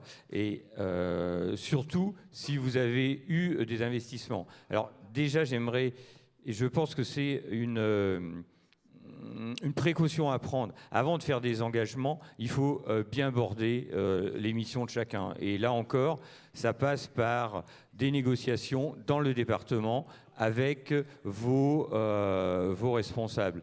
Et pourquoi pas la géolocalisation? Moi, je suis assez d'accord, mais il faut qu'il y ait une géolocalisation des deux côtés. Parce que si on géolocalise que les ambulances, mais qu'on ne géolocalise pas les VSAB, on ne va pas pouvoir savoir quel est le premier. Donc, je pense qu'il faut faire attention à ça. Moi, je suis pour. Mais à partir du moment où il y a les nouveaux gestes, à partir du moment où les véhicules sont équipés, est-ce que ça peut sortir pareil? Pour moi, il n'y a pas de difficulté si c'est bien coordonné et si c'est exactement ça. Donc, il faut que les VSAV soient géolocalisés aussi, qu'on soit dans une salle commune et que tout le monde discute ensemble et de façon égalitaire. Autre question dans la salle? Oui. Emmanuel Victor, FNMS des Hautes-Pyrénées. C'est plutôt un constat. On fait partie d'un département où ça fonctionne bien entre transporteurs sanitaires, sapeurs-pompiers et SDIS, et SAMU, pardon. L'histoire du véhicule, parce que j'entends des véhicules à 80 000 €, est-ce que c'est supportable pour des entreprises de petite taille qui font 4-5 gardes par mois? J'ai un doute. Donc, est-ce qu'on ne se trompe pas aussi d'aller dans ce modèle du grand volume? Je vais juste poser une question du coup parce que de temps en temps on a effectivement besoin des véhicules de catégorie, je dirais, ASU, et puis dans le fameux tableau B pour les missions qui sont moins urgentes, on pourrait peut-être ne pas avoir besoin d'un tel dispositif. Et pour l'instant, on nous a plutôt freiné dans le fait d'avoir un tableau A, tableau B. Est-ce que ça pourrait être une piste de solution qui conviendrait? Alors, Vincent, Jean-Luc, on va commencer avec ceux qui sont sur le plateau. Quand on dit qu'il faut absolument se mobiliser en type B, parce qu'on sait qu'à l'intérieur d'un type B, on est capable de faire face à toute urgence qui va intervenir. Et on peut peut-être déjà présager qu'il y a une vraie entente sur un futur arbre décisionnel qui pourrait voir le jour. Je crois d'ailleurs qu'il est en discussion sur cet engagement du mieux-disant temporel. On l'utilise régulièrement, nous, dans nos sous-comités. Le mieux-disant temporel, dans l'intérêt du patient, il n'y a pas mieux. Et donc le type B, pour répondre à votre question et pour répondre au docteur, on n'a jamais dit qu'on ne pouvait pas missionner un type A. On n'a jamais dit ça. Par contre, que nos véhicules d'intervention ne soient pas d'emblée des types B pour intervenir avec un moniteur ECG, avec le matériel dedans, je trouverais ça dommage. Vous avez dit tout à l'heure sur les départs différés ou bilan supérieur à 30 minutes qu'on pourrait envoyer un type A. Oui, bien sûr, pourquoi pas. Mais à ce moment-là, ce sont des moyens complémentaires et grâce au maillage territorial, on pourra avoir une réponse. Grâce à une bonne coordination ambulancière, on pourra missionner une entreprise qui saura dire oui, dans 45 minutes, j'y serai, mais avec un petit volume, parce que finalement, la pathologie ne nécessite pas peut-être une situation. Par contre, pour toutes les zones, les missions zones grises, on ne peut pas prendre le risque. Donc, on ne peut pas prendre le risque d'envoyer un type A qui aura besoin d'une médicalisation dans lequel le SAMU va faire grise mine en disant « Oh, c'est un petit volume ». Donc, on doit se présager forcément et se prémunir de cette situation. Donc oui, pour les départs différés, 30, 40 minutes, pour les types A, mais en aucun cas pour la situation d'urgence. Non, mais on est complètement d'accord. Pour tout ce qui est urgence vitale avérée, potentielle ou masquée, il n'y a pas photo. Il faut avoir tout l'équipement. Mais lorsqu'on a une entorse de cheville, de temps en temps... on peut peut-être prescrire un moyen complémentaire, volontaire, qui n'embolise pas le tableau des UPH, quoi. C'est ça, surtout avant de déclarer une carence, c'est d'aller chercher dans l'entreprise de garde des moyens supplémentaires, peut-être de petits volumes. Ça permet à chacun de pouvoir participer d'une manière efficiente. C'est ça qui est important. Et on est un des moyens hors garde. Je reviens vers la salle. Oui. Question. Il y a une question là. Oui, monsieur. Docteur, mon colonel, au niveau des ambulanciers, on a nos obligations de moyens, respect du cahier des charges, obligation d'avoir un DEA dans l'ambulance.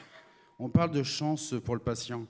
On connaît régulièrement des interventions sapeurs-pompiers, pour preuve, je suis sapeur-pompier volontaire, où on a le mode dégradé. On envoie un premier secours VSAV sans chef d'agré. On attend 20 minutes qu'une autre caserne arrive avec un chef d'agré afin de pouvoir prendre en charge la victime. Notre ambulancier, même si on a un délai de 20 minutes, on respecte les délais. D'où l'obligation de moyens pour l'ambulancier et pas au niveau des pompiers. Pourquoi une ambulance pompier ne se met pas au rouge quand elle n'a pas son chef d'agré? Alors là c'est un problème qui est un petit peu dans chaque département, et chaque département a un ZAC et un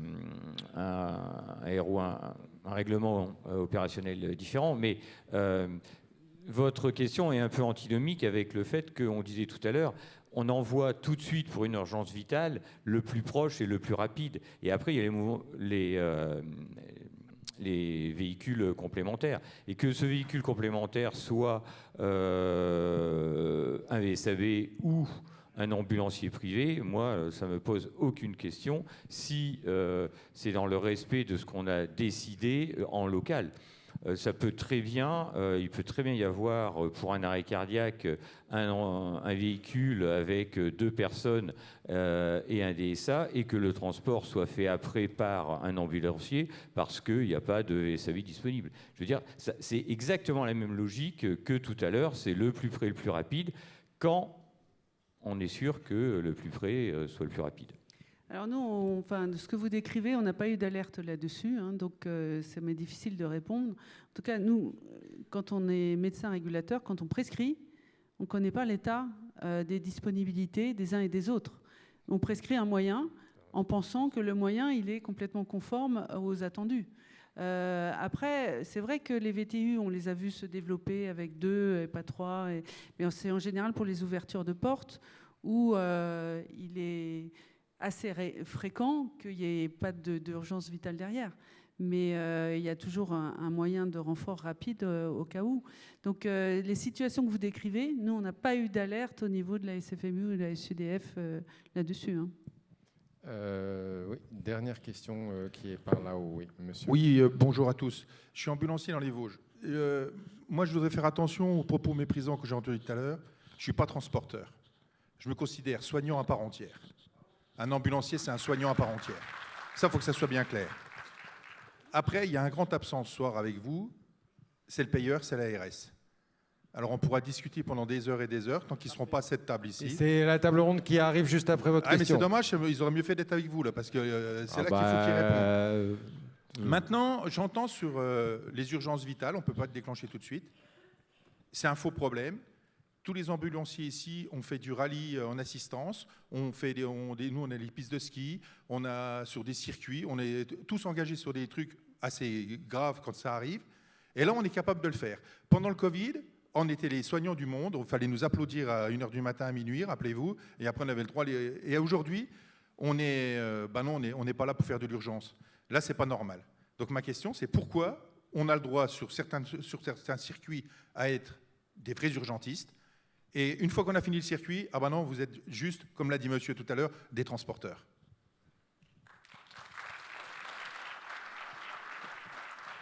Comme c'était un témoignage, on peut prendre une dernière question. Voilà, j'y vais, parce qu'elle est loin.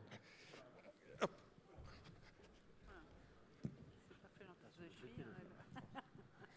Oui, donc nous, on est dans l'Est de la France, en Franche-Comté.